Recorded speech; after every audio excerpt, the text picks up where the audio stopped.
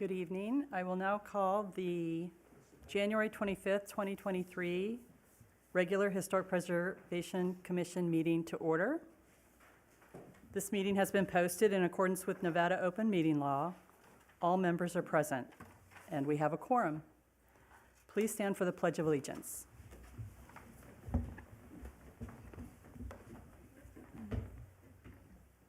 I pledge allegiance to the flag of the United States of America and to the republic for which it stands, one nation, under God, indivisible, with liberty and justice for all. Sardines in here.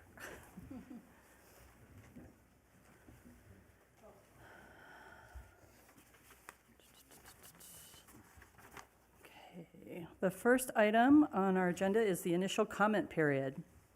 Public comment during this portion of the meeting must be limited to matters on the agenda for action. Each person has up to 5 minutes to speak on a specific agenda item. The public may call 702-589-9629 to provide comment. And if there's anyone in the audience that would like to make a comment, now is a good time to do that.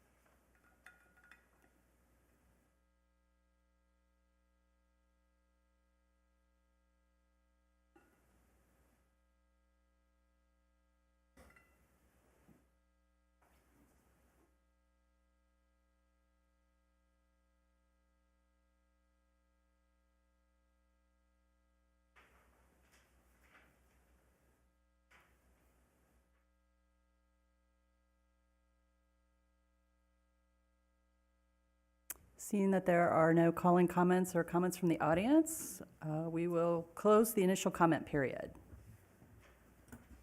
Okay, going on to agenda item number 1, approval of the minutes of the December 7th, 2022 regular meeting. I move that we approve the minutes. Second. All in favor, say aye. Aye. Aye. Motion is approved unanimously. On to agenda item number 2. For possible action, a public hearing on a certificate of appropriateness for 1005 Arizona Street pursuant to section 11-27-5.C3 of the City Code. Thank you, Madam Chair. This is a request to provide 2 awnings over doors at the police station building. One will be on the west side of the building facing California Avenue, and one will be on the rear portion of the building facing east, and it will be barely visible from Avenue G. With regard to the status of the property, the building is considered a contributing resource, and it is not eligible for individual listing on the National Register of Historic Places. And per the city's historic preservation officer, the proposed awnings will not change the status of the building, and that will comply with the Secretary of the Interior standards for rehabilitation. And so the staff report provides some background information about that and concludes with possible motions that the commission can use to approve the certificate of appropriateness or deny it. For background, since this will be the commission's first public hearing on a topic like this, what the normal procedure is that, as I've provided the staff summary, then the chair can ask members if they've got any questions of staff. And then it's best if you hold off any discussion until after the public hearing. So the chair will ask if there's questions of staff, and in this case, staff is also the applicant since it's a city-owned building. And when you're done with that, the chair would open the public hearing to either both comments from the audience and/or announcing the phone number to call in again. And then once those comments are received, you would close the public hearing and then ask the commission if there's any further discussion and if they're ready for a motion. So if you need any assistance, just let us know. Thank you for that. Are there any questions for the staff or the applicant from the commission? I guess we're going to do, they want to do the dome awning, and this is on this handout they give us, right? The Is that dome correct? awning, the dome-shaped awning would be on the west facade, and there is, we could not provide the drawings of the awnings in the packet for reasons related to state requirements for restricted buildings, but the photo on page 18 of the packet shows the west side of the facade, and the red arrow points to the rounded doorway that dome-shaped awning will go over. And then the photos on page 19 show you the door on the east side of the building as it's, as visible from Avenue G by the credit union. Okay. They provided a picture of the dome awning that's been requested by the police department. So it's like a rounded. Please do not hold that up Okay. for the camera. Like I Oh, said, okay. I just wanted them to know that, Yes, yeah. no. Okay. Thank you for clarifying that. Sure. This awning, basically, it's the same type of awning you see on all kinds of commercial buildings all around in people's private homes a lot of times. Just a metal frame with cloth, and this is a quarter of a sphere, basically. That's the one you're looking at, not the square one. Well, it's both. As I said, the dome one will be on the west side of the building, Okay. and the shed-style one will be on the east side of the building. Okay, and then these dimensions on here, my eyeballs are getting old. It looks like it's gonna protrude out about, roughly 3 feet, and then the numbers are awful tiny, about 6 foot wide for the domed one on the I'm sorry, California side. I don't have the drawing in front of me, and I would need a larger one as well, but it's going to look, it will look appropriate and as necessary for protection from the elements, I mean, it's not a big, huge half dome or anything, it's just just like the small drawing awning, yeah. shows. Okay, Yeah. that's all I need, thank you.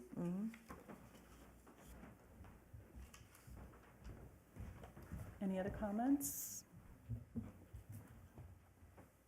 Okay, now we can open it up for public comments or Public hearing. a public hearing. Right, you can ask the audience first, if they have any comments, and then open up the phone line. Okay, are there any comments from the audience? All right, if not, the public can call 702-589-9629 to provide comment to this agenda item regarding awnings added to the police department.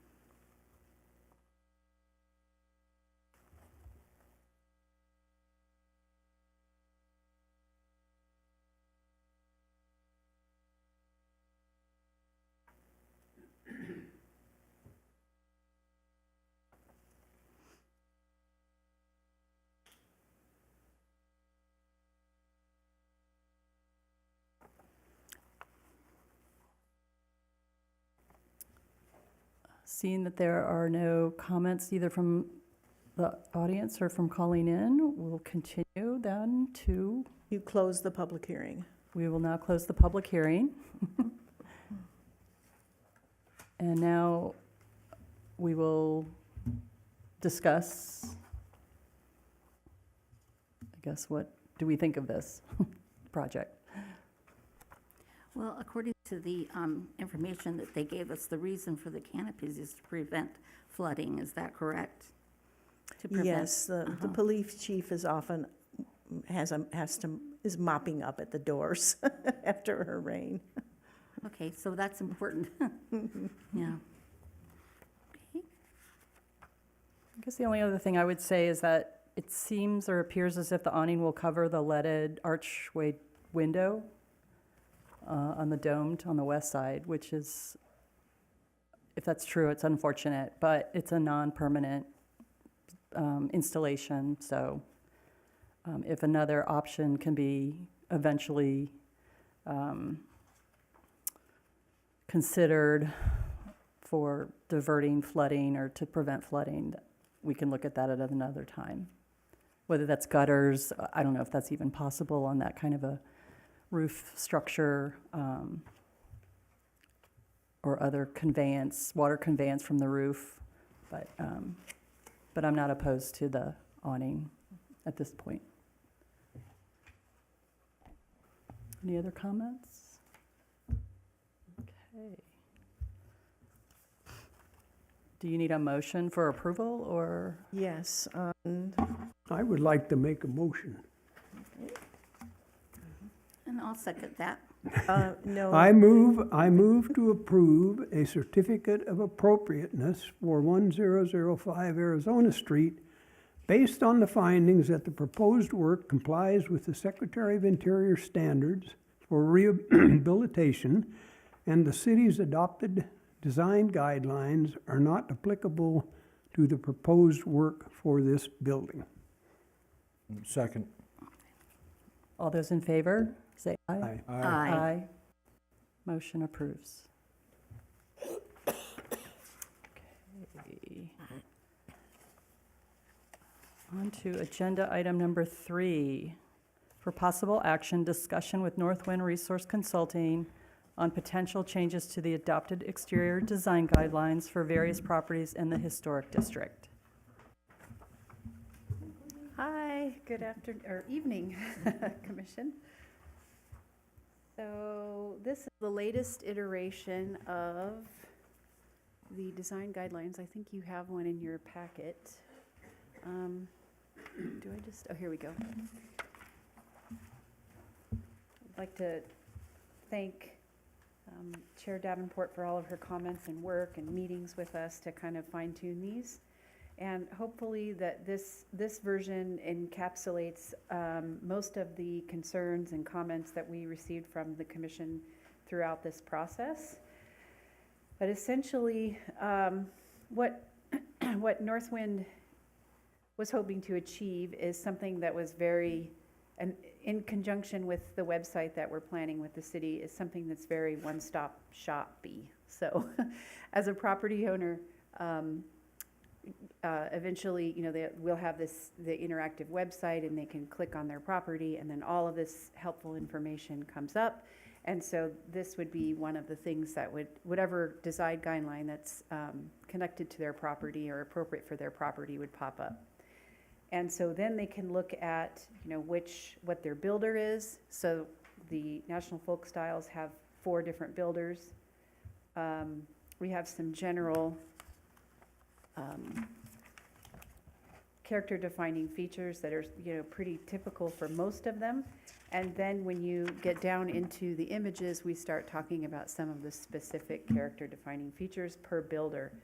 And with these examples, we also added whether or not the example you're looking at is individually eligible or contributing. We really tried to use individually eligible as much as possible for the design guidelines, but sometimes they just, there weren't enough. We didn't have enough individually eligible for each of the different styles. So we wanted to present this to you today to see if you like where we're going with this and if this addresses your concerns, and if so, we will move forward with revising the rest of the styles.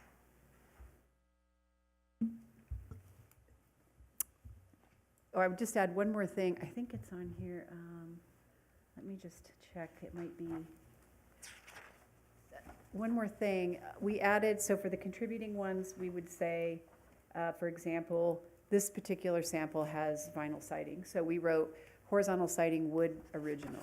So just so that you can kind of see, you know, it is horizontal siding, so it was considered contributing, but they would know that wood would be preferred.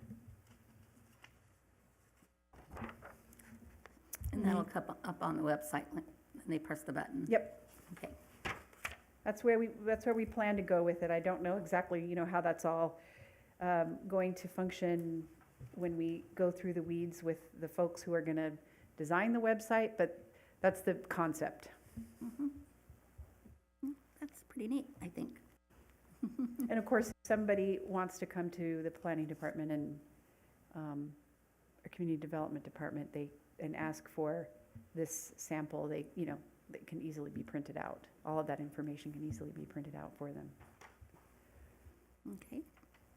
Well, I'll make a comment. I think, Courtney, we've finally got one that, at least I haven't found anything to object to. So I congratulate you on that much. Of course, I would like to see the rest of it, but yeah, the concept is good, I think. And I think, I do want to make one comment about fenestration, okay? Because this still bugs me. Okay. We've got windows fenestration. Now, we're talking about character-defining features, okay? Windows are wood frame, double hung, either same, blah, blah, blah, blah, blah. Windows. Yet we have an ordinance that says that if you don't need a building permit, you don't even look at windows. So I think somewhere that needs to be clarified, either in the permitting process or in this process somewhere, because this business with windows drives me nuts. But anyway, that's the only comment I have, and I think you've done a fine job, actually. And I'm looking forward to this one button thing. I will be amazed if that happens. I've never found anything on the city website as a one button thing. Maybe there's two. But that's, I don't mean to be mean, but that's. We're gonna do our best. It looks great, Courtney. Thank you. Great job. I really appreciate it, and it's fantastic.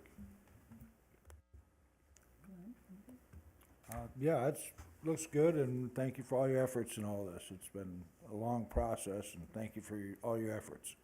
Thank you. I had a question about massing, where you state one-story typical, and we were trying to get rid of words like typical or, Sorry, I thought I had removed that. Because I don't think, and I don't think it applies to National Folk. I think it's the Spanish Mission that has the two-story building. Yeah. And instead of stating one-story typical there, actually call out that one building within that style that's two-story. yep, Because that's the only building that, Yeah. And then when it comes to, it'll be interesting when you get to the commercial properties, because they're a combination of two and one story, so I don't know how you'll deal with that.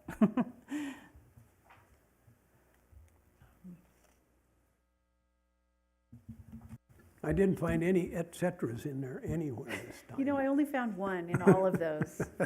I just want to say for the record, it's gone now. Oh, goody. So I don't know if this is the place to talk about it here, but maybe eventually that there may be an opportunity to talk about fenestration specifically for certain features, like let's just say there's a section on windows for all styles, and we come up with some standards of what is appropriate and what is not appropriate. And I don't know if that goes within the guidelines, or maybe that's within the COA process or the permitting process. But something to ponder, and we'll work on this maybe later in the agenda or at another time when you get to that point. When we talk about windows, I guess, tonight, so. I don't know. But other than that, thank you so much. This is such an improvement, and like Charlie said, I'm looking forward to seeing the other chapters or the other styles, so Yeah, thank you, Courtney. thanks a Thank you. bunch. And thank you, staff, because I know you guys have been involved in this too, Yep. so it's been a chore.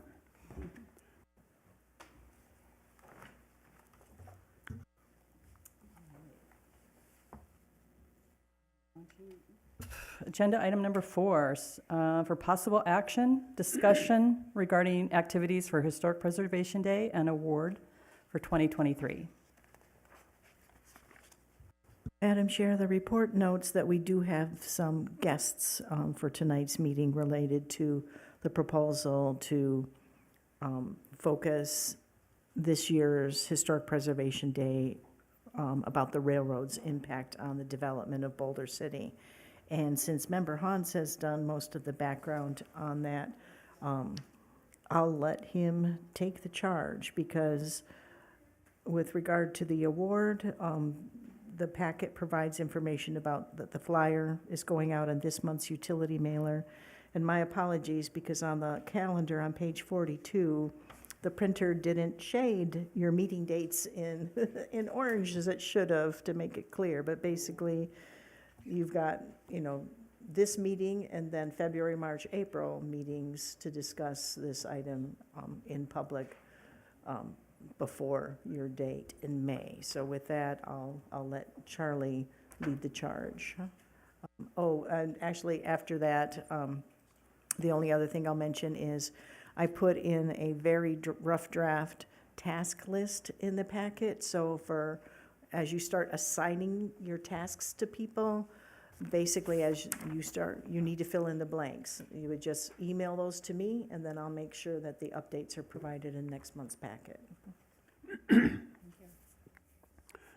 Excuse me. Well, all right, let me start by saying, I brought up the idea of having our Historic Preservation Day start with the railroad, because I'm a firm believer that the railroad is absolutely vital to the history of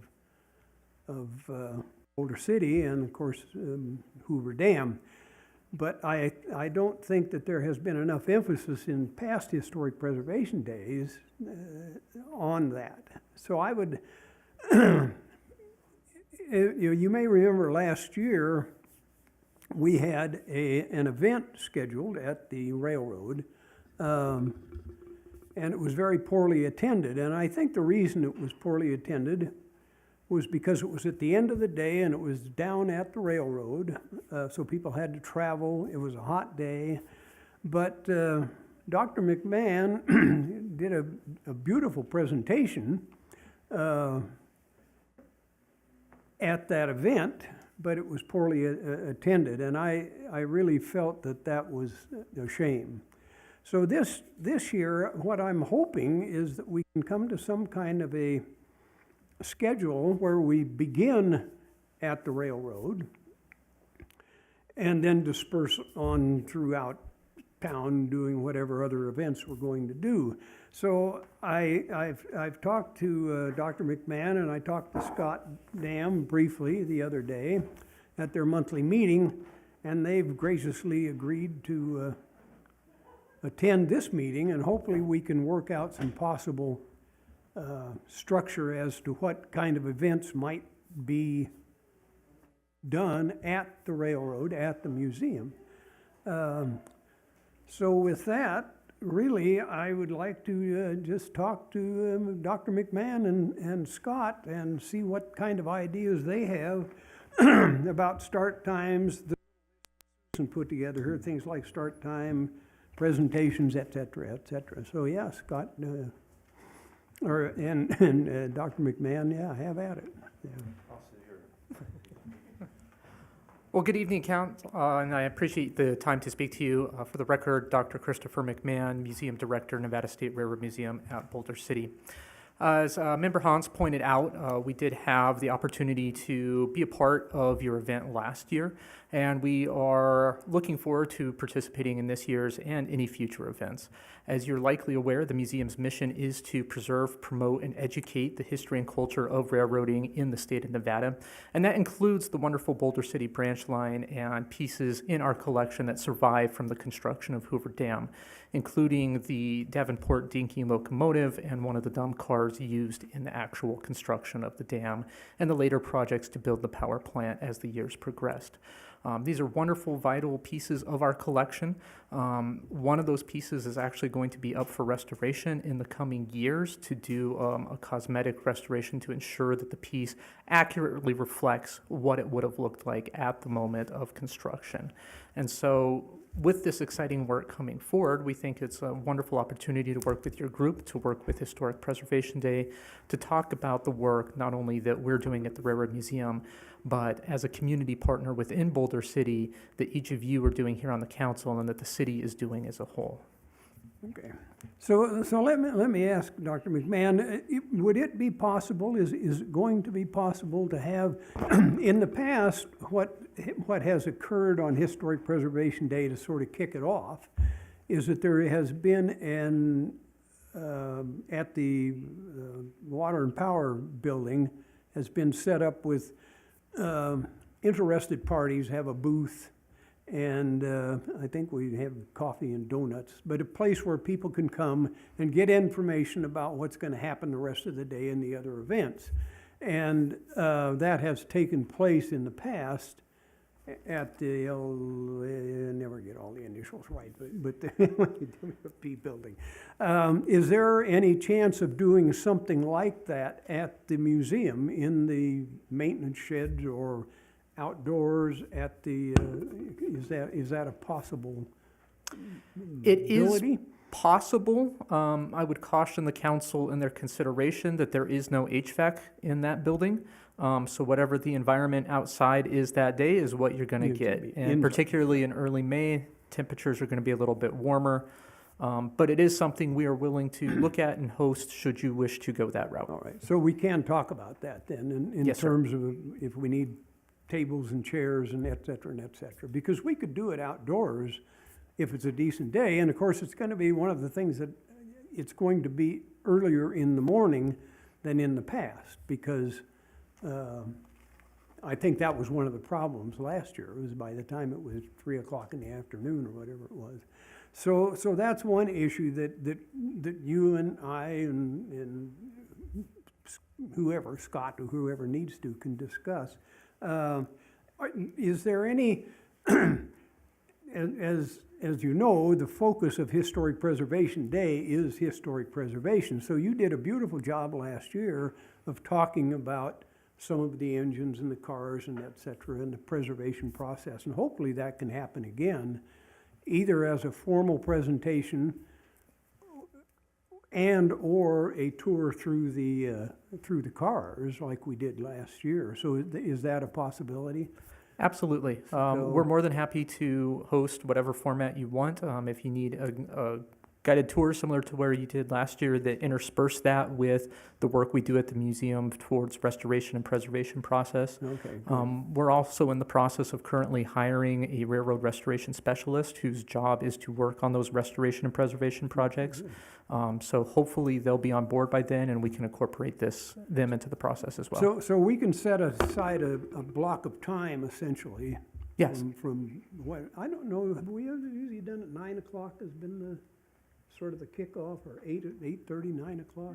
So if we said if we set a block of time from, say, 8:30 to 10:30, would that allow enough time for you to do Oh, certainly. presentation and so on? And, Yeah, and we can look at the time frame as the council wishes to meet your needs, and Okay. we're flexible. Just right. as long as you let us know what you want, we'll make sure that we incorporate and do our programming around your needs. Okay. One other thing, and I maybe address this to Scott. One of the things that I have in mind is that there are other venues in town that relate to the railroad museum. One of them, of course, is Ray's pet project, of course, is the filtration plant. But there's a tie to the railroad with that. There's a little building that I'm sure you're aware of that's in the complex there where the Monster Museum is, that little kiosky gray building that is reported to be the oldest extant building in Boulder City.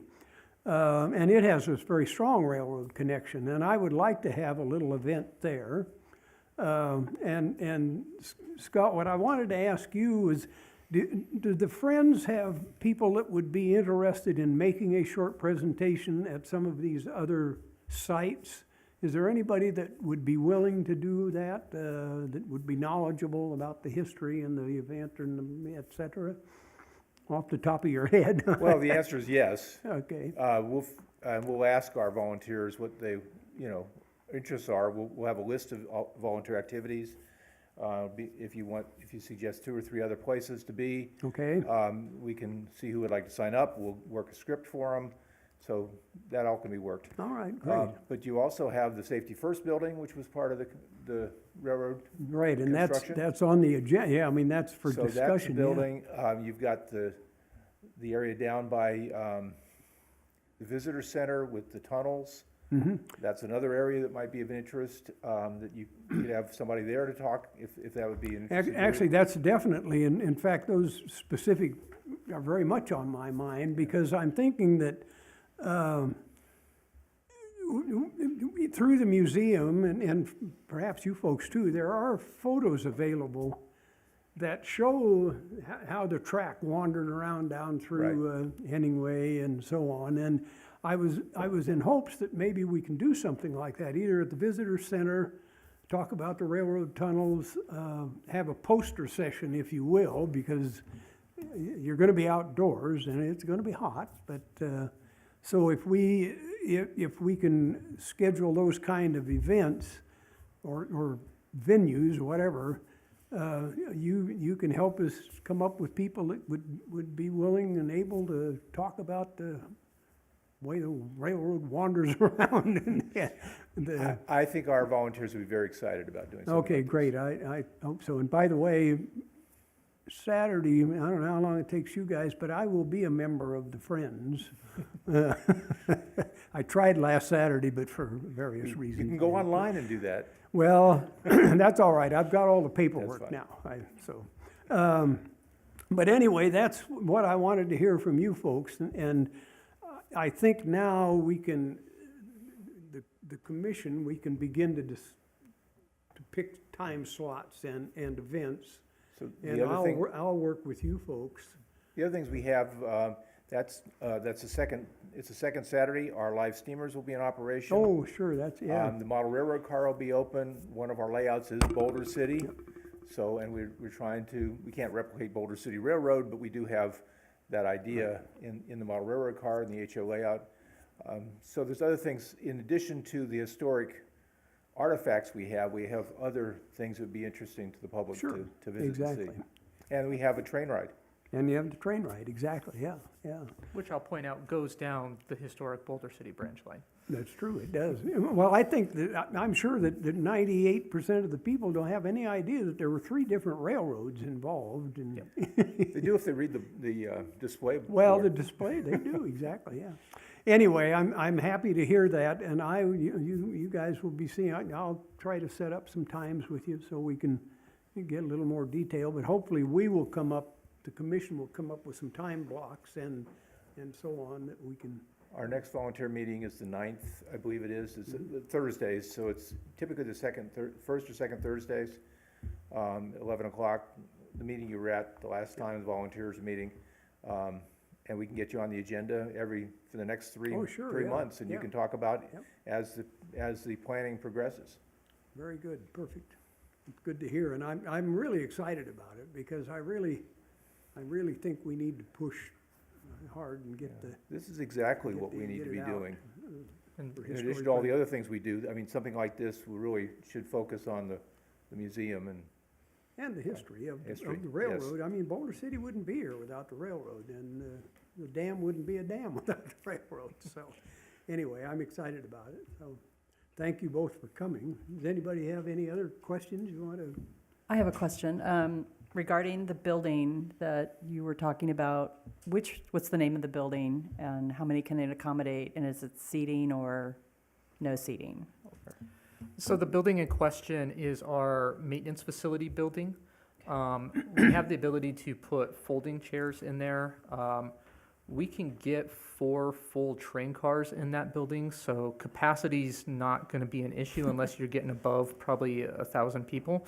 In our But dream? I think the limitation would be on how many folding chairs we have more than capacity. We've had 150 people for a merit badge program in there and had room to spare. And by the way, I think, and Michael and Susan, I think the city is willing to help with things like chairs and tables and stuff if need be. Of They have in the course. past, Yeah, we would just need advance notice as to how many so that we can have the appropriate staff Yeah. haul them over and be able to haul Yeah, them we, back. we have several hundred, but Yeah, if well, you're anticipating more than that, then it might become an issue. If you have several hundred, trust me, that'll be more than enough. And in this facility, if we decide to have coffee, light refreshments, is that allowed? Yes, that's fine. The purpose of the building is to repair railroad equipment, so a coffee stain is not going to be nearly as bad as the oil and other things that tend to drop on the floor in that facility. If I can ask a question, I like the idea of starting the whole thing down there and having coffee and donuts down there. My only, I don't know if I want to call it a request, would be that if we do that, if there be some equipment in the maintenance building and possibly 1 or 2 of the Friends of the Railroad there, so that people come in, have a cup of coffee, they can take a walk through the maintenance building. It's an interesting building, and and if you got a couple engines in there or something like that for people to look at and somebody point out how they work. A lot of people have no concept of how a diesel electric engine works. There's somebody there to point it out and make it a very interesting starting point. I mean, if we're kind of looking at going Boulder City Railroad Day historic, I think that would be a great way to start. That'd be of great interest to people. I've been in the maintenance building before, and it's interesting to me. I don't know if it'd be interesting to other people, but if we were going to use it as a starting point, it might trigger some people's due interest into, oh, this is really cool stuff in here. It's interesting to learn that. So, I mean, if that can be incorporated into, and how the maintenance is done on the rail cars and engines and stuff, might be of interest to a lot of people. So maybe spend a little extra time there in the morning with the coffee and donuts and the starting point. Yeah, we will have the maintenance facility open. I will mention we are having an open house at the museum March 4th and 5th, which is our annual open house, which we have everything at the museum open, including the maintenance facility. So if anybody's watching at home that'd be interested in that, please come down for that. And then, of course, join us again for Historic Preservation Day. To get to your comment about equipment, we've always got equipment in there that's being worked on in one way, shape, or form, so that's not a problem. We're currently doing some minor restoration work on a bay window caboose that's likely to still be in there, and we can talk about the process and what's going on and why we're doing what in what order. So it certainly lends opportunity to both have the aesthetic, have the discussion of what we do, as well as tie into the greater preservation efforts. Yeah, that'd be excellent. Sounds like it'd be wonderful. And again, it's another, if you're working on a caboose, they don't use cabooses anymore, so it'd be very interesting for young people. Hey, let's go check out a caboose. They don't see them anymore. Yes, it's really easy for us to get stuff in order for an event like that, so it'll definitely be in place if you choose to go there. Perfect, thank you.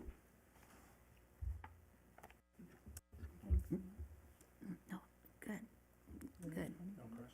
Yeah. Just, you had brought up the Safety First building and the tunnels. I have a call in to somebody in the National Park Service to see about how we can access the interior of that building. I doubt that will be allowed. There's kind of some security questions, but perhaps it could be interpreted from the outside, I'm not sure. But the other thing is, they're also considering joining us because it is Historic Preservation Month, and that's like all over the country, and then each state kind of keeps track of what's going on for Historic Preservation Month or Day, and different agencies, federal, state, local, museums, partners, they contact the SHPO, and then they post that information of where and what to do to celebrate Historic Preservation Day. And so the Park Service may be doing something as well. So I'm trying to kind of coordinate what they may be doing and what we're doing, and I will get back to you. And I will add to that, that last year we also helped cross-promote the event, and we're certainly happy to do that as well again this year. Great, thank you. Anybody else? I don't have anything else. I thank you guys both for coming, and I'm looking forward to moving on, and you'll be seeing me. So I'll try not to bother you too much, Dr. McMahon and Scott, either one. I know you guys are busy all the time, but I'll give you a notice that I'm coming, or we can set up times and so on, so. Thank you. We look forward to the All right. opportunity to continue to work with you. Thank All you. right, thanks, Thank you. thanks both of you. Thank you, gentlemen. So regarding our work to plan this, I guess what should we just go through this it's not makeshift, this list of tasks, or maybe the thing to do is to look through it and we can all fill in the blanks, or do you think we should go through it now? It's up to you. And just looking at the at the Railroad Museum, the tasks, I will meet as soon as I can with Dr. McMahon and Scott and come up with some specific, but I think we can, with the discussion here, we can at least block out say an hour and a half or 2 hour time period for introduction to the day, plus the events that will occur at that specific site. And then we probably need to do a little bit more work, but I will put on these line items that little, the ticket office, for instance, and, well, in fact, that's on here. Ticket office building is on here so I'll put some time in for that. So you are going to be managing the Railroad Museum and the ticket office? Yeah, I'll take care of it, because it's basically the same, it's basically the same thing. And then we haven't put any other specific events that did come up here in mentioning the 6 tunnels and so on. So I would like to I'd like to put that in, Susan, as an event. Let's say, well, for I wouldn't call it an event, maybe a destination. destination. Pending availability of whether it's the Railroad Museum volunteers or Park Service. But the as utility a mailer. title, we could put in the six tunnels, 6 companies' 6 tunnels. company tunnels, and the Safety First building. I Yeah, mean, that's in there. Yeah, so that's in there. So if we could add one event, I guess, Susan, would be to put in, I'll make a placeholder for that, but again, in terms of what will need to be done, that's, you guys need to Right, feed right. that information back to me. and I'll feed that back to you, right? And then, yeah. Fortunately, I mean, since Ray's going to be tackling the water filtration plan, I was able to fill that in based on all the Sure, times it's been yeah, done yeah. before. But for all the new ones, I just suggest that within the next couple of weeks, you find out what you can, so you can start feeding me information for next month's meeting. And obviously, with regard to the ticket office, you need to contact the property owner. Right, yeah, I'll go talk to Becky. Right. Becky Ann Misa is the owner of that. Okay. And by the way, I met with Greg Gordon the other day, and he gave me essentially the same sort of stuff that he used a year ago when they did their anniversary presentation. So I have that information now, and And I'll pass that on probably to Scott, so that he can do with it, you know, if somebody's gonna be there to make a presentation, somebody from the Friends, I didn't think about that, Scott, but I'll pass that stuff on to you, yeah, so you have it. So, yeah, that's, One of the things I was curious about, and this is a conversation amongst all of us, but also perhaps with the Railroad Museum, if not the city, and that is, will it be beneficial to somehow have a handout to folks, to the public regarding the railroad, a map of the railroads and the various locations? And I don't know if that would be we normally have a handout for visitors as far as where to go and what to do, but could we elaborate on that to show where the railroad lines existed? And Good idea. and I don't know if that's something we should work with the Railroad Museum on. Maybe you already have some kind of a brochure, or something that's online. It doesn't have to be a handout, but Madam Chair, we do not have a handout, but we do have a rudimentary map that shows the LA Salt Lake subsidiary of Union Pacific that came up the Boulder City branch line, the U.S. government route, and the 6 companies line. So it differentiates where those ran and their relationship in Boulder City and the surrounding area. That would be really interesting. is that like a wayside or an exhibit, or is that something you have online, or? Right now, it's a exhibit display piece, a sign that's accompanies the passenger loading platform at the museum. Okay. I can look and see if we still have a digital file for that, but it went up when the museum was put in place, 2002, thereabouts. So some of that digital filing may not exist, but it should be easy to at least try and do a digital replica if we need to. Okay. Christopher, I think from my work in the museum with Chuck, we've come across a couple of page-size maps that outline the entire railroad out across the river into Arizona and so on. So I'll talk to, in fact, I'll see Chuck tomorrow, and maybe I'll get a hold of that and see if it's suitable or, yeah. Yeah, there's certainly historical documentation that clearly delineates where the different lines ran.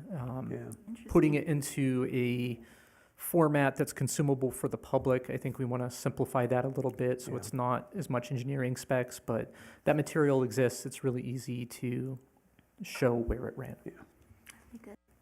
The idea of the handout in the past is to orient visitors as far as where all the events are for that day. And so, if we could just, you're right, it has to be simple as far as the map, or the routes, and like superimposed on city street, routes and that kind of stuff. So we can. Yeah, I think that's fairly easy.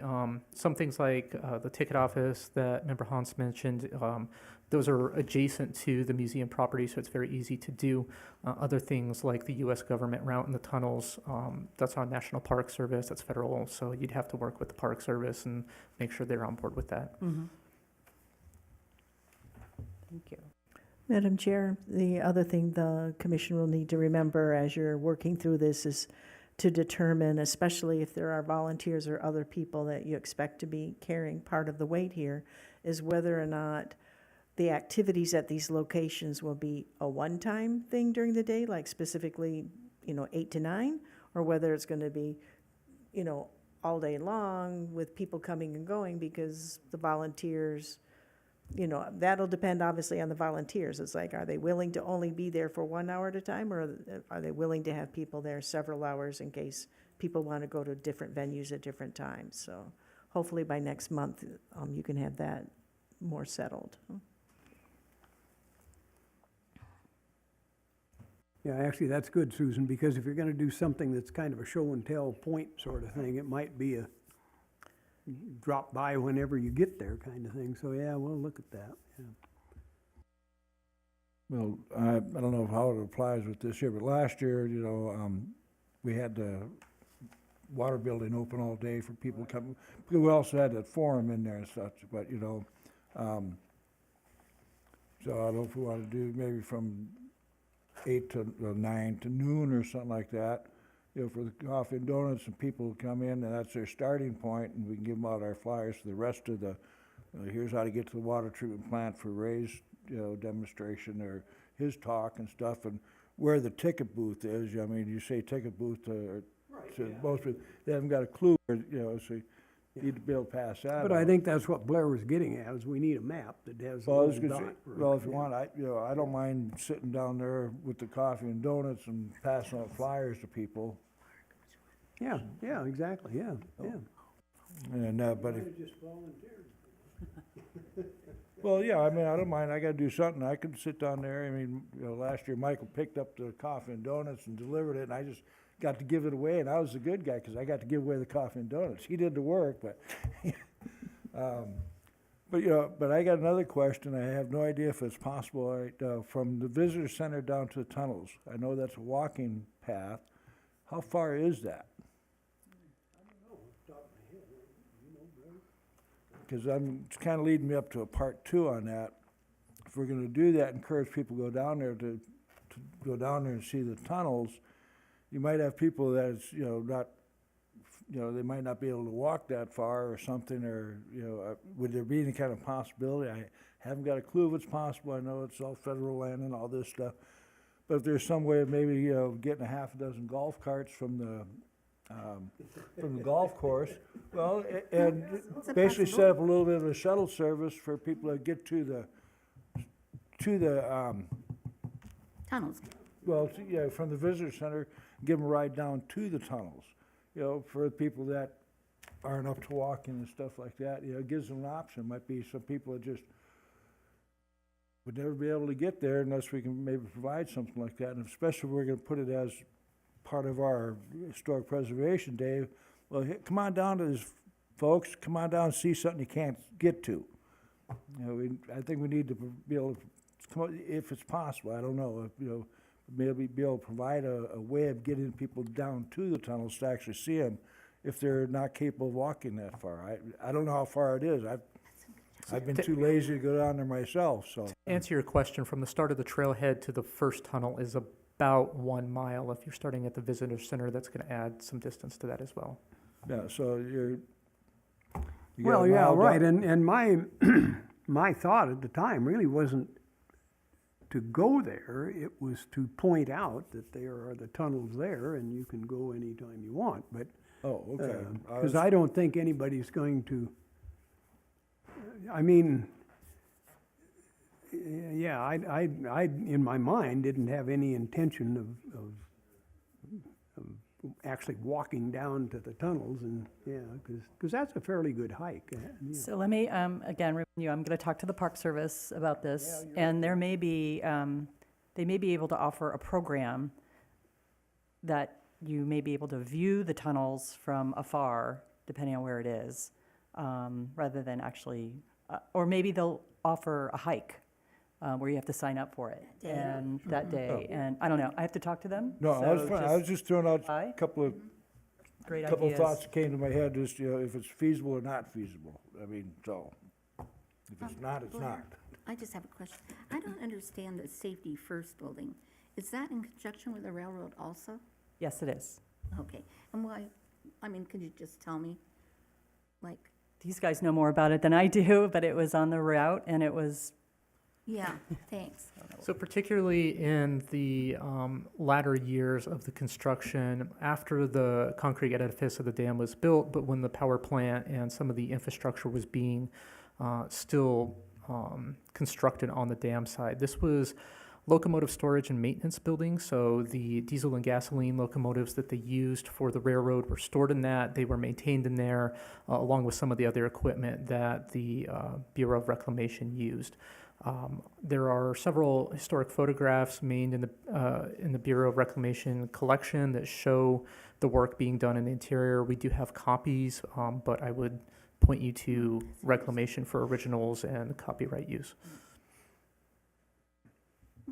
and as I understand, well, it's been a year since I've been in there, but you can still see the railroad tracks running through the middle of it. I have actually not had the opportunity to be in It's there, really so, but my understanding is yes, the tracks are still in the building. You can see where they went and where they would have gone if the line was still there. So is And I- that an actual building? I mean, like, Yes. I mean, I've only seen that sign, Safety First Building. Yep, that's a building. But it's like enclosed? Yes. Okay. What actually goes on in there? What type of work goes on in there? Is that a question that can be asked? It's a maintenance It's facility for the my National my Park neighbor Service. across the street's a carpenter, and he works in that building. So they have all sorts of different things in there. It's a support building for the Park Yeah, Service, yeah, basically. yeah. Okay. But they've also done a lot of preservation work on it. The windows, speaking of windows, are really unique in the Clear Story area there. And I believe it's listed on the National Register or eligible for listing on the National Register. So Interesting. it's a cool building. It would be neat to see the railroad track going through there.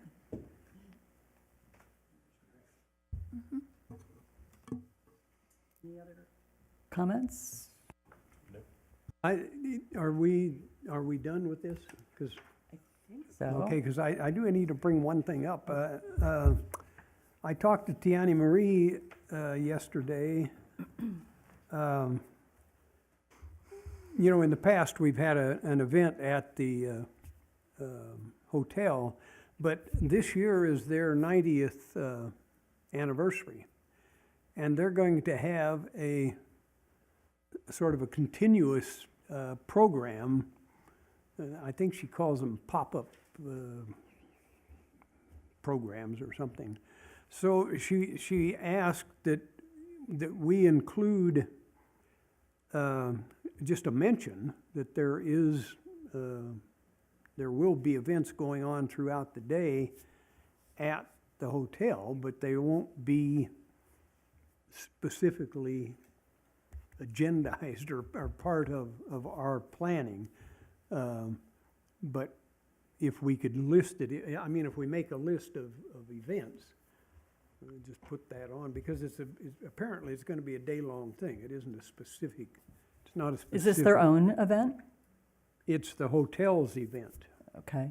It's their 90th anniversary. They're gonna be doing little events all year long, but So- they will be having one.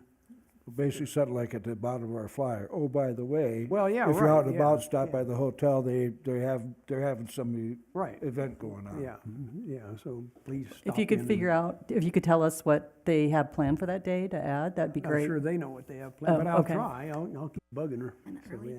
yeah.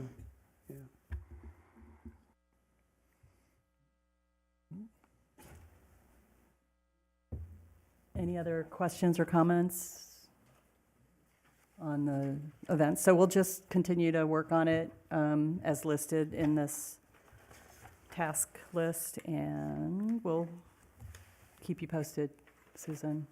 Thanks. I'll try to remember to send out a reminder in a couple weeks, because Thank you. it would just be a lot faster if you could email it to me in advance so I could put it in the report rather than you reading them off one by one during the meeting, so. Actually, I will add something. Apparently, we're having coffee and donuts.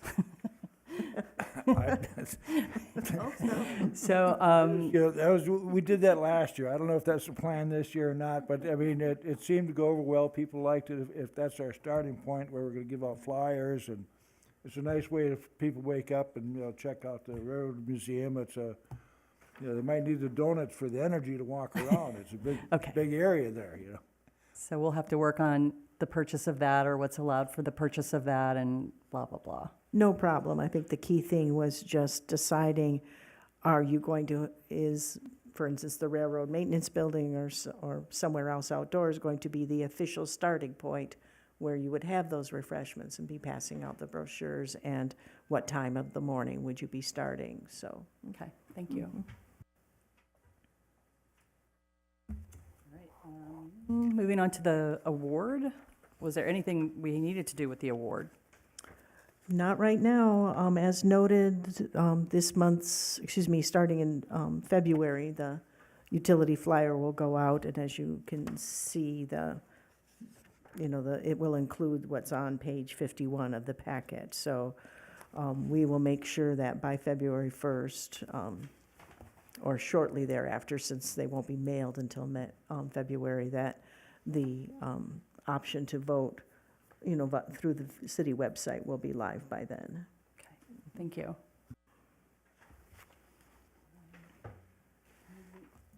Moving on to item number 5. For possible action, recommendation to the City Council on an application for an RDA Historic Preservation Grant for 525 Avenue B. Thank you. Good evening, Commissioners.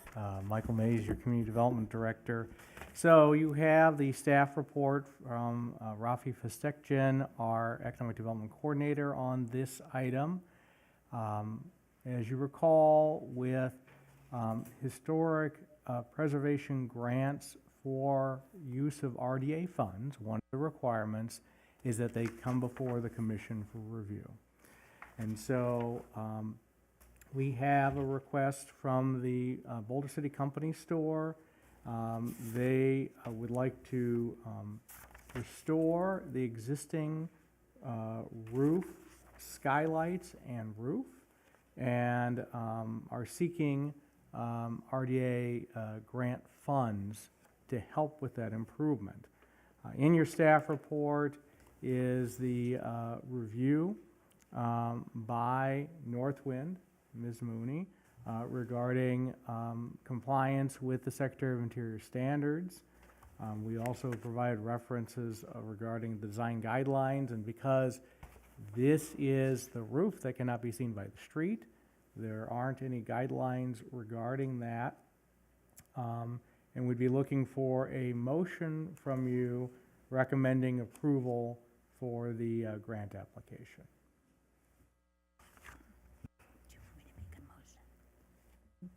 Ray, do you have any comments? Well, it does follow the standards, and it is a great project. I know Tara Bertoli, the owner, has mentioned her desire to do this project for a couple of years now, and so I'm completely behind it. I think it's great, and I think that she's setting a great example as a historic property owner, and I think we should support this.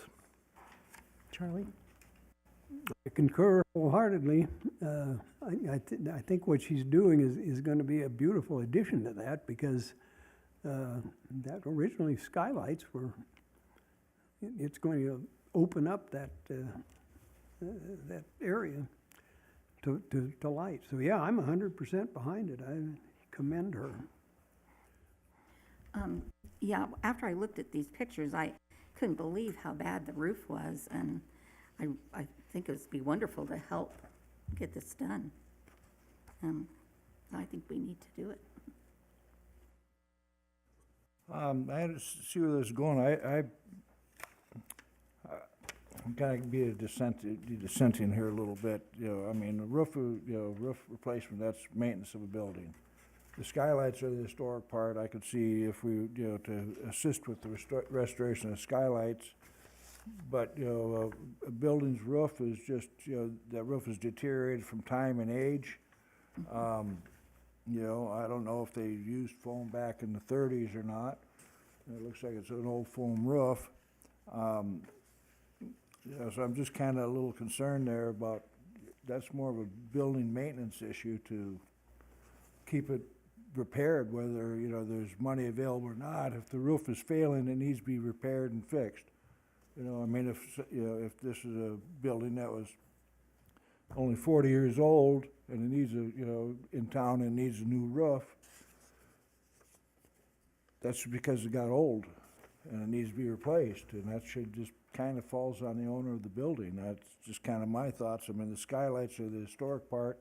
I can see, helping out with that. But, the rest of the roof, it's, if we get into that for everything, then, we'll be buying new roofs for every business in town eventually. So the way Just kind of my thoughts there. I was thinking the same thing, and when you look at the guidelines, the grant guidelines, it does say that normal maintenance is ineligible. However, this project isn't just roofing, it does include the windows, and I think the window structure is tied in with the roof structure, and therefore, it's a project that should go forward, because if she were just doing the roof and asking for funding, I don't think this grant would cover that. But because of the window component of the roof, I think they go together, and therefore, it's eligible, A lot is of my buil- interpretation. A lot of buildings have skylights and stuff like that. I mean, I've got skylights in my roof, you know, and it's part of the roofing system, in a manner of speaking. It's maintenance. You get a leaky skylight, you fix it. It's just building maintenance. I don't care if it's a 40-year-old or a 20-year-old skylight that's leaking or whatever, it needs to be repaired. But these And skylights that's are, building maintenance. these skylights have been, if you look at the images, they're completely foamed over. It's not like they can be, they're not just doing maintenance on the windows, they're Understand that, but restoring the that's- windows. When the roof was done by whoever did it, they should not have foamed over the skylights. That's not a acceptable repair for, you know, I mean, whoever did this, whenever they did it, I know this is before the current owner, but that's, you know, we're fixing somebody else's mistake, and it's really, again, it's a maintenance thing. I mean, it doesn't have to be done. It could be, you know, the building's gone this long with foamed over windows, we'll foam over them again. It's beyond maintenance at this point, that's why. And therefore, it's now a restoration project, it's not a maintenance project. It's my Under interpretation. blight and blight, isn't that what the grant, no? Okay, I don't think the roof is no, I mean, in there's, need, is about to fall in, you know, it probably might have some leaks and stuff like that, but it's just, you know, I mean, if the wood underneath there needs to be replaced or something like that, that's, you know, I mean, it would cost you a lot more than $40,000. You know, it looks to me it's just a scrape off and put a new hot roof down or a new foam roof. And in the meantime, they would clear off the foam off the skylights. I mean, if the money wasn't available and they want to do the roof, they'd have to do some of the skylights anyhow. I mean, I'm just, it says here, a mansard roof is not being proposed, so the grant request complies with the adopted commercial design guidelines. That's on page 55. Madam Chair? Yeah, So, in the staff report is included the guidelines and eligible activities for historic preservation RDA grants. And so you can see each of the eligible activities, and it does reference roofing, it does reference thermal and moisture protection, including roofing, flashing, waterproofing, damp proofing, and insulation. I believe that when the commission was reviewing these guidelines a couple of years ago, I think part of the justification for the inclusion of those improvements is to help preserve and protect historic structures. So it is an eligible item per the guidelines. yeah, that's what it says. Well, I would be glad to make a motion to cover it. Let's see. She needs 43,000, but the grant covers half, so what is it, 21? You're, I'm trying to figure out how I'll make the you want to make a motion. motion about the amount. Oh, okay, just You would be making a motion Oh. recommending approval of this grant to the RDA and the Okay. city council. I will make a recommendation that we approve this grant to the RDA, recommend. Historic Preservation Grant. I'll second. All those in favor say aye. Aye. Aye. Motion carries. Okay.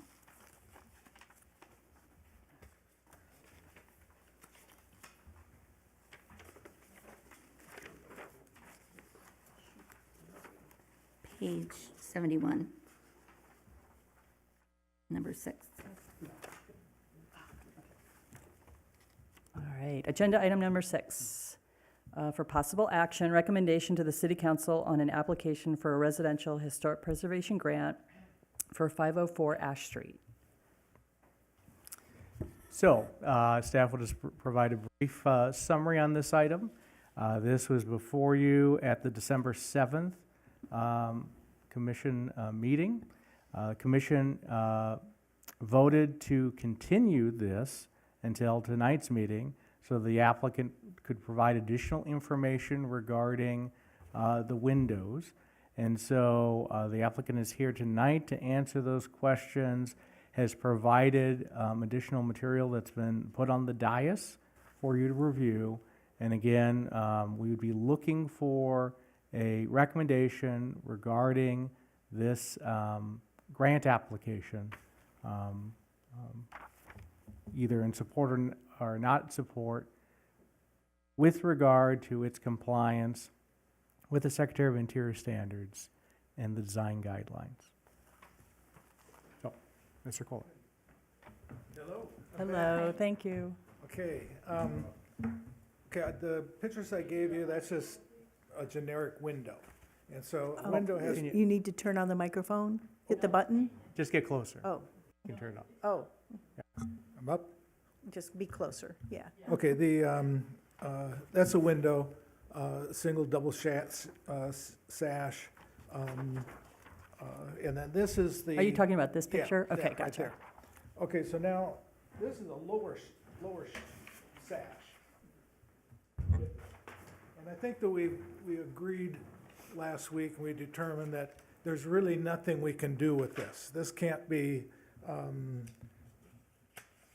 updated, there's just no way to do anything with this. So now, these windows, they're 1 3/4 inch on the sash. Now, if you have windows to replace, to make it really simple, they're just 2 sashes. And if you have a 1 3/4 inch frame on the sash, then, and put dividers, with the dividers are this here. On the new windows, they apply on the outside, so from looking at it, it's a divided window. So that's, I think, in a nutshell, that's kind of it. It's 1 3/4 inch frame, window, 2 sashes, and then the same size as the original ones from the, that was built in '30s. And I think you basically have the same thing. And there's, without a alternative or a viable way to do anything with the existing windows. So to upgrade the windows, that's it. Okay, so it was determined that you can't fix it, so now we need to replace it, right? That's what you need to do. Yeah, there's really no way to upgrade the windows, or there's no commercially available option. And so if you have a non-offset sash window that matches the frames of the original windows, from the street walking by, they just look like nice windows that, or is there, really. Well, it looks like you have 3 companies that you looked at, right? Yeah, number of page different 89. companies. Yeah, so, are these satisfactory? I mean, all 3 windows, like, because there's quite a bit of difference in cost, like with company 3 and company 2. So, I mean, Yeah, the key is the non-offset window, and then it's either going to be, you can go vinyl or fiberglass. Oh, Those are okay. the 2 ones that people use in this So- part of the country. okay. So one of the things I think we talked about regarding if you have to replace a window because your original is so deteriorated Yeah. or unfixable, that there are options such as fiberglass or aluminum clad, and that vinyl is not preferable at all. Which window, I guess, which quote or which window were you looking to use? Well, And I was hoping you would not use number 2, the 250 series vinyl, because it is vinyl. And I don't know what the renewal by Anderson, what that material is. it's kind of a fiberglass type of, That's also fiberglass? yeah. Okay. It's their own mixture of things. Yeah, the windows, the ones that I had was the Pella, and that was the one that was, they come in about 30,000. That's the The Pella vinyls- Impervia. Yeah, the Pervia comes in Gotcha. about 30,000. They're also Milgard, which has the same thing. The real key, and it's difficult for me because you can't, it's hard to get samples of the windows. And so, because they just don't have samples, they're all custom made. So the key is to have non-offset, what's either gonna be, basically, it's either gonna be a Milgard or a Pella, and it's a non-offset, 1 3/4 inch sash is what we're looking for. Because some of them have offset sashes, and then you can kind of tell, the lower one's a little smaller and doesn't quite, really, line up like the original ones. So with either the Pella or the Anderson or the Milgard, the offset Yeah, version, does that fit within the existing window frame?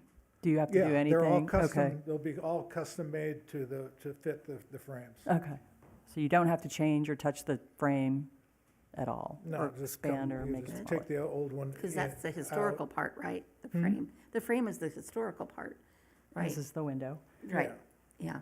So then you're going to just be replacing the sash, and it'll match that exact same window, but in a different material, Yeah, different material, it'd be 1 3/4 inches. like that is, right? Yeah, this is the Okay. 1 3/4 inches. Uh-huh. It has, this is like, the single frame, Mhm. like that. Be 1 3/4 inches wide, and then, non-offset, like the picture, like that, and then with the dividers. Which picture is non-offset? Sorry. Okay, the upper right. Yeah, that. Oh, gotcha. Yeah, that's a Okay. non-offset, where the frame on the top, you see on the right-hand side, as it goes up and down, Mhm. that's 1 3/4 inches. And then the bottom one, the bottom sash is also 1 3/4 inches, and they line up. Mhm, okay. And so it's that's called like the sight line on it. Because if you notice, some of the windows, they're offset on the lower ones are offset a little bit on the newer windows. I see, yep. And so the nicer upgraded windows have the same sight line on it. Now I understand, thank you. Okay.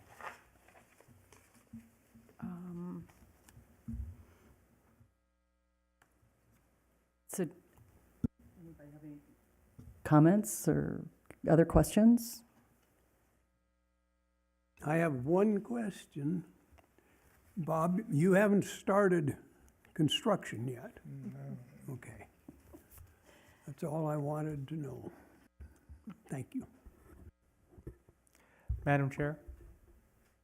There was reference to use of vinyl, and I know Ms. Mooney has evaluated this proposal, and I think it'd be important for her to kind of share the reasons why vinyl is not appropriate where fiberglass or aluminum clad would be.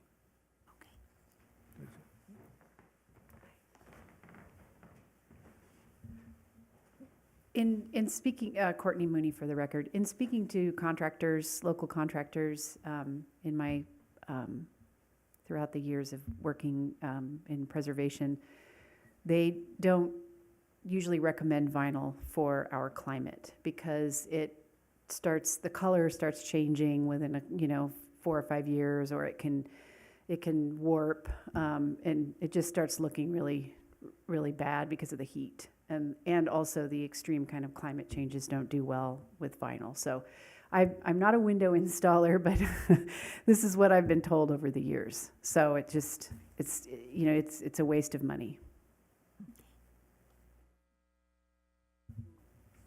So the alternatives are like straight fiberglass or aluminum clad, whatever, however you say that.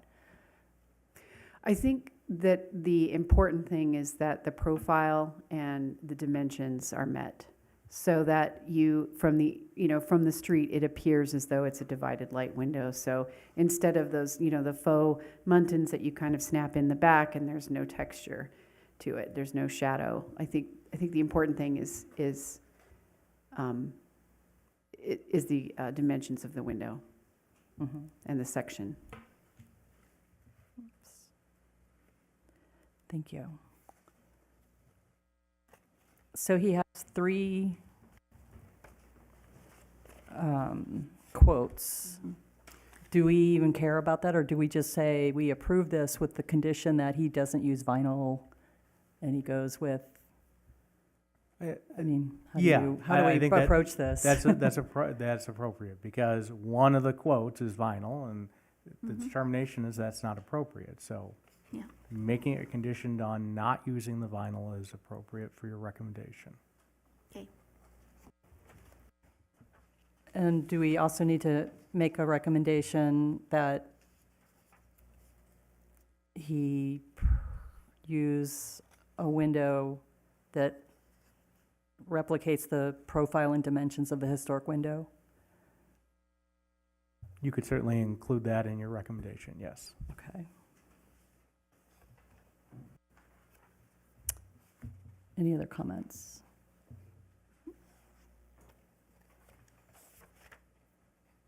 But we're not actually approving the grant.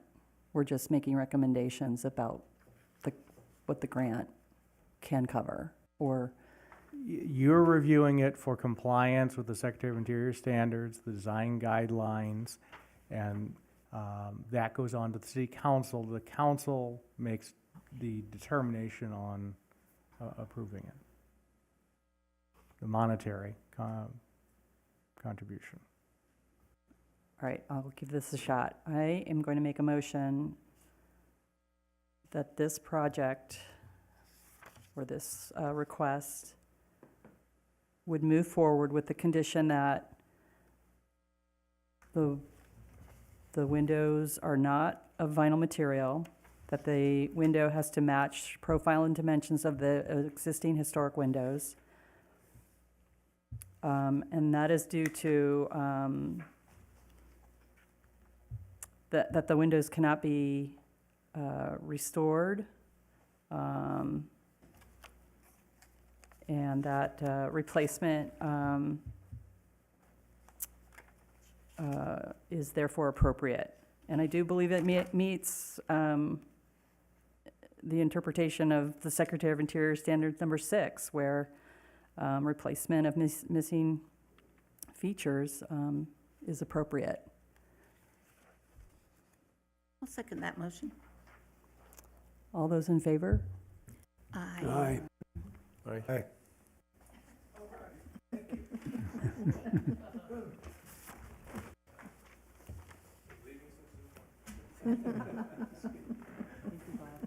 Don't forget your window. Yeah.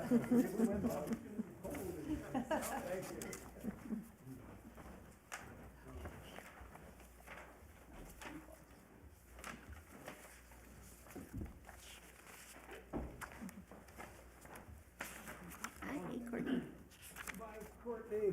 Thanks, Courtney. Thank you. Okay. Moving on to item number 7, for possible action, commission direction on possible changes to the Residential Historic Preservation Grant Program guidelines.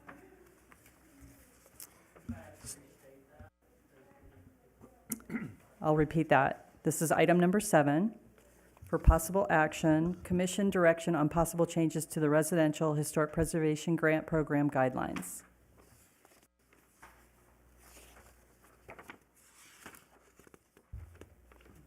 So this was a request at the last month's meeting by the commission to revisit the guidelines for the Residential Historic Preservation Grant.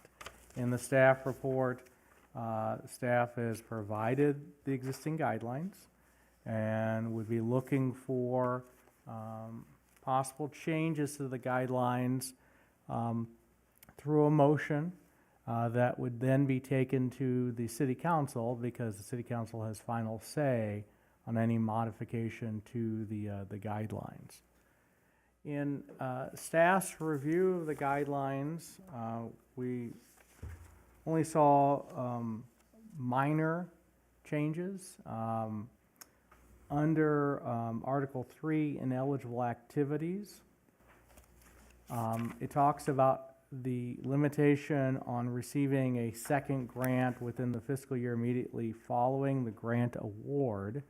And there's been some questions from applicants who have multiple properties within the district, if that would preclude them from receiving separate grants on separate properties. Because I think the intent by the commission and the council was when somebody submits for a grant for a home, that they can't come the next year and ask for another grant. But I don't think the intent was to prohibit somebody who owns multiple properties from applying for multiple grants. So that would be a point of clarification. And under the evaluation criteria, and this was brought up by the commission, the last criteria states, does the project meet historic development guidelines? And I think the intent was to say historic design guidelines.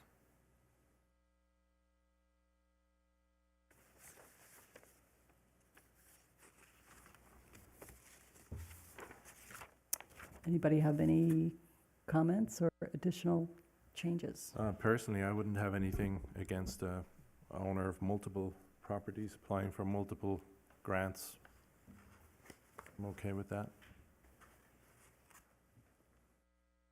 Charlie? Well, I don't have any objection to someone that owns multiple properties having multiple grants.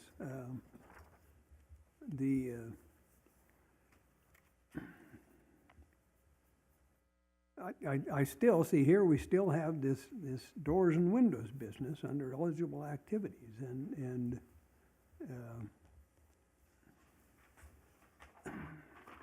yeah, I'm not gonna go there. No, I don't have any objection.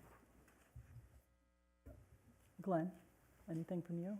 No, not really, just clarification on the grants for, multiple grants for the same person with multiple houses. That'd be like, if somebody owns 5 houses, they can only get 1 grant per year. Is that what I'm understanding? What we're saying is that under the current guidelines, it's unclear. And so we would just clarify that so that the limitation on receiving a grant within a 2-year period applies to a single property. Yeah, to a single property. If they wanted another grant, they'd have to wait till the next year for another. Or that same property. But it wouldn't preclude someone who, if they own 5 properties in the district, receiving within the same year, subject to budget availability, 5 grants for 5 separate properties. Okay, I just wanted to make sure that's the way I was thinking on it. Okay. Linda? Well, I think we ought to try to share as much of the money as we can, so I probably would be against having someone apply a second time. I do have a question, Michael. Are duplexes a single property, or are they 2 properties? How are they defined? Or for that matter, an apartment? Because I know we have numerous buildings with, with multiple addresses, okay? But I don't know, we have a lot of duplexes, well, we have some duplexes anyway. Does that need clarification or no? I mean, I don't know, that's the question. With respect to duplexes that are one building under same ownership, that would be considered one property, because you wouldn't improve half of a duplex. Same with an apartment. An apartment is under singular ownership, so they'd be applying for one grant for that entire apartment building. Okay, yeah, I see. A duplex wouldn't have to be a single owner though, would it? It depends on where in town it is. There are certain blocks where there's a property line between the two units in a duplex so that each half is owned separately. And there are other areas in certain blocks where both units are on one property. Yeah, okay, yeah. It probably isn't a big deal. It just occurred to me though that, We have one other thing, if you got an apartment complex that's turned into condos, you can have multiple owners. You know, if you got a fourplex and turns into a condo thing, you'd have 4 owners in that building with I think that's kind of what Charlie's kind of questioning, how would we deal, would that be considered one building if you got 4 owners and this guy wants to do something here? Would that be considered one building then, like on a fourplex that's been turned to condos? I don't know if we have any of that in town, but I mean, that's, more and more of that's going on across the country, apartments being turned into condos. I mean, we might want to be prepared in case that were to happen here. For what it's worth, it's extremely difficult to convert apartments to condominiums because of the different building and fire code standards for firewalls between units. So I don't believe that has ever happened in Boulder City. Okay.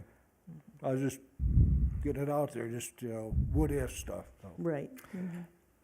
Madam Chair, again, this is at the request of the commission. The commission doesn't have to take action and propose any changes, but you would ask to come back and revisit the guidelines. So that's up to the commission's discretion whether you want to advance any recommended changes to the council or not. Only what, so the 2 corrections, basically, that you suggested at the beginning, does that still have to go before city council, or is that just a correction? Because that's not a change. Well, it's a change to the language, so it would require Still, having to okay. go. Now, is that important to the commission to make those changes?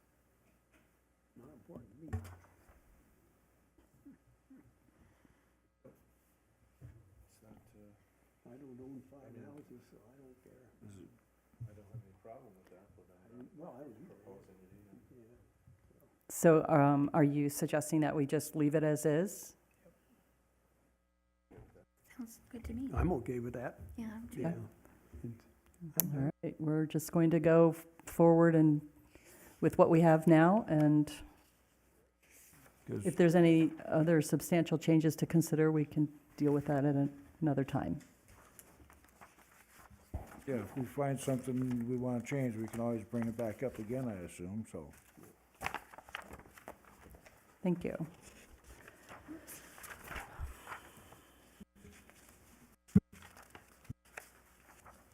All right, agenda item number 8. For possible action, update on implementation of the committee's goals and priorities. And so this is the monthly update for the commission to review, and staff can answer any questions. Anybody have any comments or questions?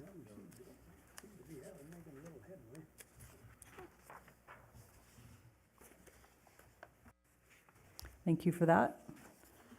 We'll move on to item number 9. For possible action, discussion update on the status of properties in the historic district or other potentially eligible properties.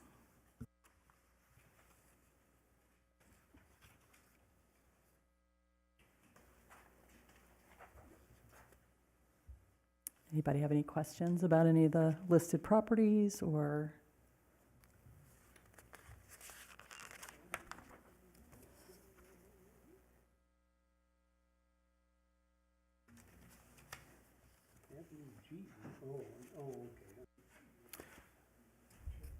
Madam Chair, this is also the staff report where we would provide updates on the CCCHP grant. And staff is continuing to have discussions with SHPO on the final agreement. And I'll certainly report to the commission when that's finalized and when that would go before the city council for approval. And as the year progresses, updates on improvements to the historic water filtration plant. That update on that grant and the agreement, will you share a copy of the agreement with the commission? Yes, when it's finalized, yep. Gotcha. Thanks.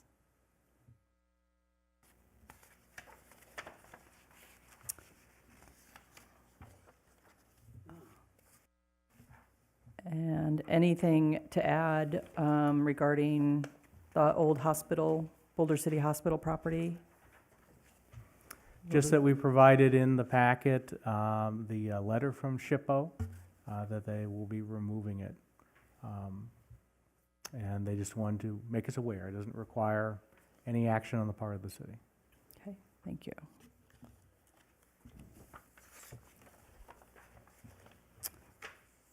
So the 30 days has expired.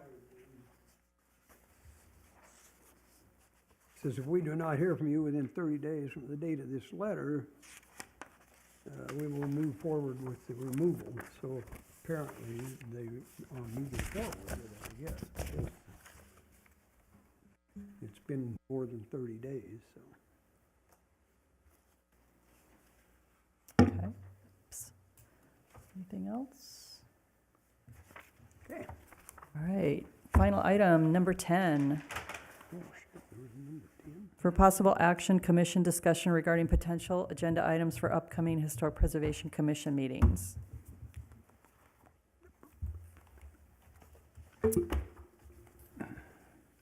So I would assume besides, Just continuing on with the Historic Preservation Day stuff. yep,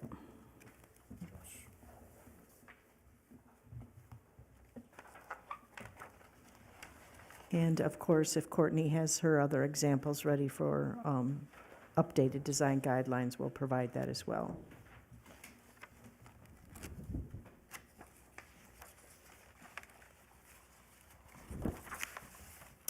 any other items to add to the agenda? I don't have any. Okay.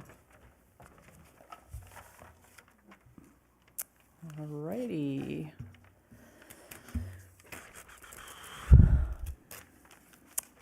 So now is the final comment period for the evening. Each person has up to 5 minutes to speak on a topic. The public may call in at 702-589-9629 to provide comment. And if there's anyone in the audience that would like to make comments, please step forward to the podium and state your name for the record. Get back to Susan. It's three of them.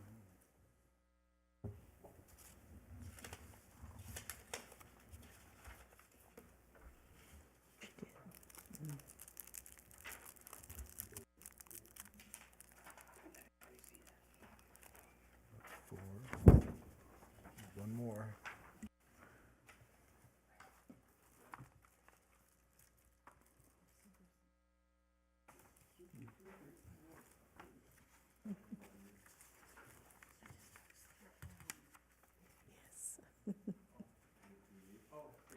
Yes, I will be collecting those.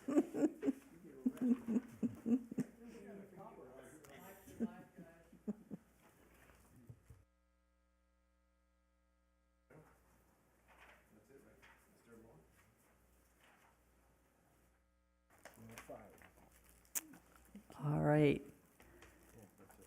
Hearing that there is No comments. We will close the final comment period. This meeting is adjourned.